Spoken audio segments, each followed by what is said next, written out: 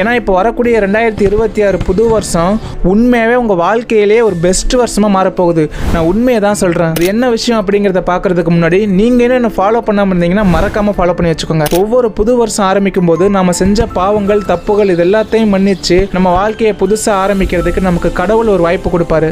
இந்த புது வருஷம் தான் முடிவுகளை எடுக்கிறதுக்கான சரியான நேரம். உங்களுக்கு சாமி மேலே நம்பிக்கை இருந்தால் மட்டும் இதை செய்யுங்க. உங்கள் வேண்டுதலை கண்டிப்பாக கடவுள் நிறைவேற்றுவார். ஜனவரி 1ஆம் தேதி காலையில் பிரம்ம முகூர்த்தத்தில் எழுந்து ஓம் சர்வேஸ்வராய நமக அப்படின்னு 11 தடவை, அப்படி இல்லாட்டி 21 வாட்டி சொல்லணும். இதுக்கு அர்த்தம் என்னன்னா, ஈஸ்வரா என்ன நான் உனக்கு அர்ப்பணிக்கிறேன், இனிமே என் வாழ்க்கையில எனக்கு நல்லதை மட்டுமே கொடு, என் கஷ்டங்கள் எல்லாத்தையுமே நீக்கிடு அப்படின்னு கேட்கறது. இதை புது வருஷத்தோட முதல் நாள் மட்டும் செய்யுங்க. கண்டிப்பா 2026 உங்க லைஃப்லயே பெஸ்ட் வருஷமா இருக்கும் கைஸ். அது மட்டும் இல்ல, இப்போ வரக்கூடிய 2026 சில ராசிக்காரங்களுக்கு யோகமான வருஷமா இருக்க போகுது. உங்க ராசி என்னங்கிறத மறக்காம கமெண்ட்ல சொல்லிட்டு போங்க. அடுத்தடுத்த வீடியோல எந்தெந்த ராசிக்கு என்ன அதிர்ஷ்டம் அடிக்க போகுதுங்கிறத சொல்றேன்.